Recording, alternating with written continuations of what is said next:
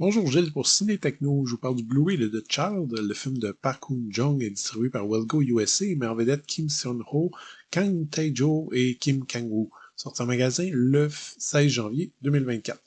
Un jeune homme pauvre né d'une mère philippine et d'un père coréen dont il ignore l'identité se retrouve pris pour cible par des tueurs à gages qui semblent liés à son père disparu.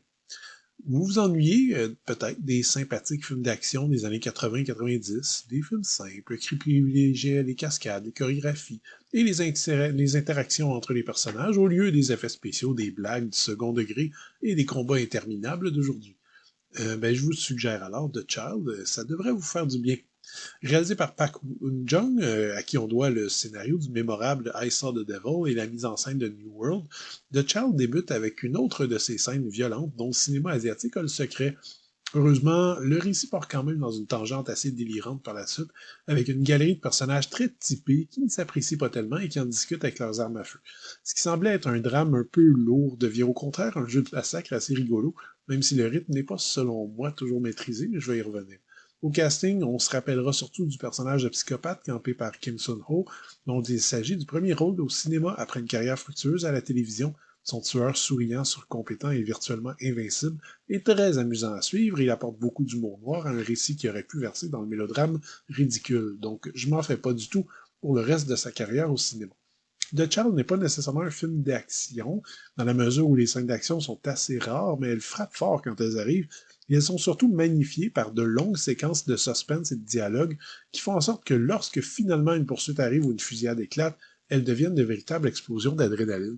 C'est un peu ce qui me manque, je trouve, au cinéma d'action actuel à Hollywood, cette volonté d'intégrer l'action au récit au lieu d'essayer de plaquer artificiellement un récit sur quelques scènes d'action. Tout ça est filmé avec beaucoup d'élégance, dans des décors crédibles et parfois impressionnants qui n'auraient pas détonné dans un film de David Fincher. Bref, c'est tout beau et c'est tout bon.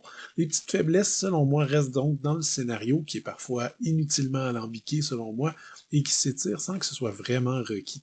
On a l'impression que le réalisateur aime trop ses acteurs et ses personnages pour savoir quand couper ou quand passer à autre chose. C'est particulièrement vrai dans les dernières minutes. Par ailleurs, si vous commencez à chercher des invraisemblances, une fois que tous les coups de théâtre sont arrivés, vous n'aurez vraiment aucune misère à en trouver un paquet. Ceci étant dit, si vous avez envie d'un bon film noir moderne, intelligemment mis en scène, qui ne se prend pas trop au sérieux malgré sa violence sanglante, The Child est pour vous.